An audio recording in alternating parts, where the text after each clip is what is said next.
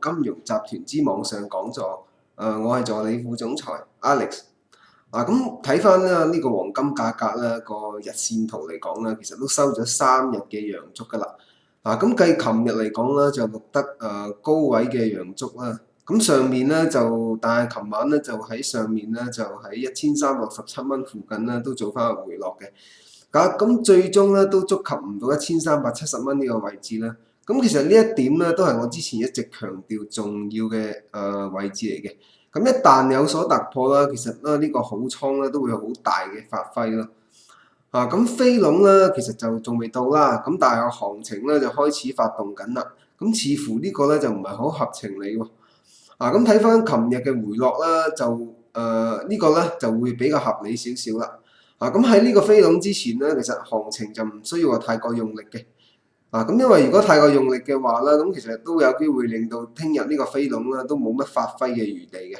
咁睇翻今日啦，我哋上面咧都要關注翻1368蚊至1370蚊呢個位置啦。而下面個支撐啦，暫時就睇翻啦1350蚊，去到1345蚊呢啲位置附近嘅。咁如果有突破、跌破或者升破嘅話咧，咁其實都會有機會去上試或者下試另外一個位置嘅。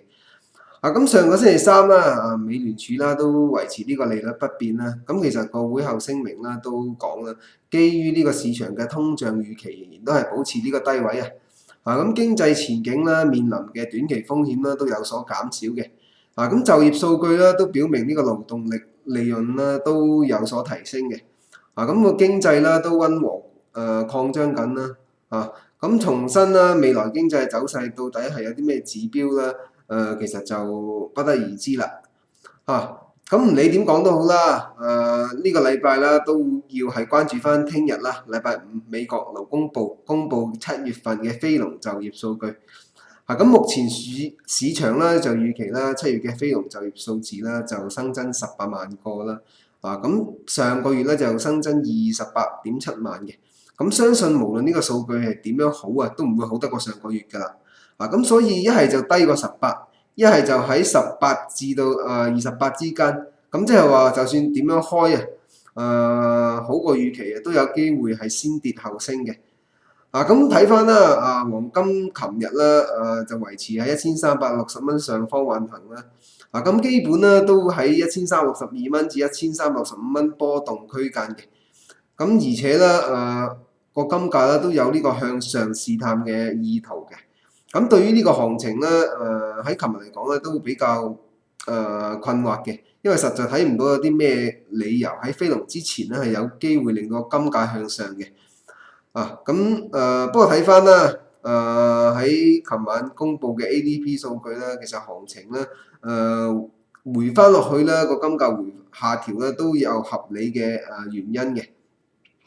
咁睇翻啦個金價啦，今日預計個波幅啦，其實喺日內嘅操作上咧，都會先以呢個區間操作為主嘅。咁破位我哋先至去做追貨啦。咁個金價啦，睇翻今日個位置啦，下面咧如果喺1345至1350蚊呢啲位置附近咧，都可以睇好翻少少黃金嘅。咁上面咧就睇翻1363蚊至1365蚊呢啲位置先。咁上面嚟講啦，如果見到1365蚊1367蚊呢啲位置咧，可以做一個做空嘅。咁止損咧就擺喺1370蚊。咁下面咧個目標就睇翻1357蚊去到50蚊呢啲位置。咁暫時咧喺飛龍之前咧，我哋都暫時喺呢啲區間度做翻個部署先咯。咁如果大家有啲咩問題啦，都可以隨時聯絡翻我嘅。